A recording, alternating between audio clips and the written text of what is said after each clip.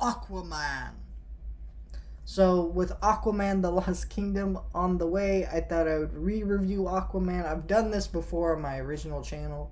I don't even know if the review's still up. It was a very, very long time ago. I mean, when did this movie come out? What, like 2018? 2017? You know, it was 2018. That's what it was. Yeah, I remember now. Man, this slipcover is all beat up, but I've had this for a long time. So, Aquaman is a fun movie. This was kind of an interesting movie at the time. This was kind of viewed as a movie that was saving DC. See, Shazam had come out earlier the same year as Aquaman.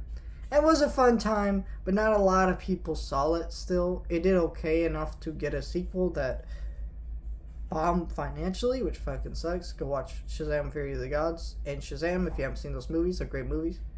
And then you got this movie, which came out in December, and nobody expected it to, but it made $1 billion.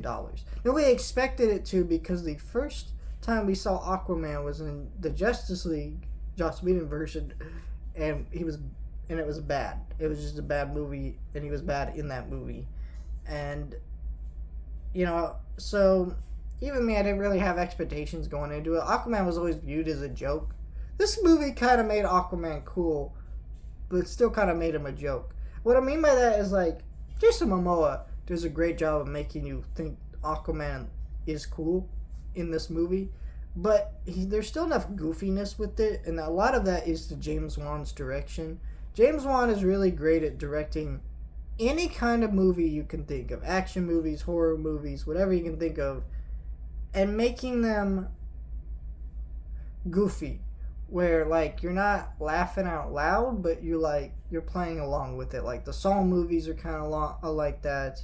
Malignant's kind of like that. Aquaman's kind of like that. His Fast and the Furious movie, I forget which one he did, but the one he did is kind of like that. And so that's what's fun about this movie.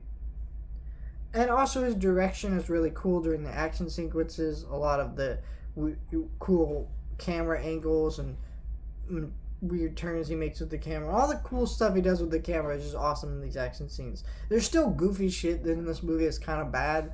Like that whole thing where they're on that area where they're reading about Pinocchio, and Amber Heard and Aquaman's chemistry is so bad in this movie. They make it seem really good through editing, and this is something that they actually admitted during Johnny Depp's trial. Believe it or not, like, you can actually watch this. Warner Brothers executive admitted this, but yeah, but you can kind of feel it a little bit rewatching the movie now, knowing that information. The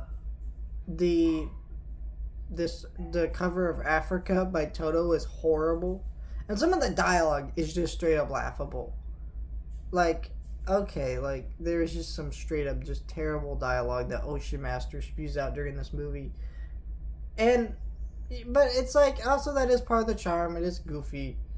That whole sequence where Aquaman murders Black Manta's dad, it's actually a good motivation for a villain, and I can't wait to see that go down in the sequel. But the way it's put together in this movie is so goofy.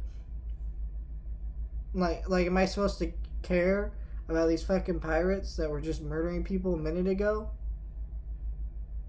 Like, why would I care? But then they, like, how dare Aquaman just leave his dad? It's like, no, not really. Like, I don't know. But in the sequel, I guess, they'll kind of come from the wish. That's another complaint with this movie. Black Manta's a great villain in the comics and stuff. But why is he the villain of this movie at all? Like, it just is dumb. He should have been there should have been the origin and the villain play out in the second movie. But instead, he's the villain of this movie, which is really awkward because, like, Aquaman's, like, got a villain in this movie, his brother Ocean Master, and it's a good enough threat that it works.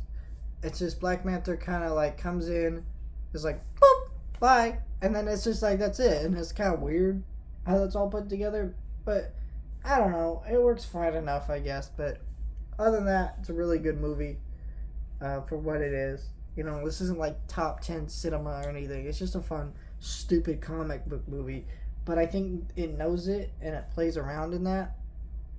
And maybe tries to be a little too serious at some points, but otherwise, still a good ass time.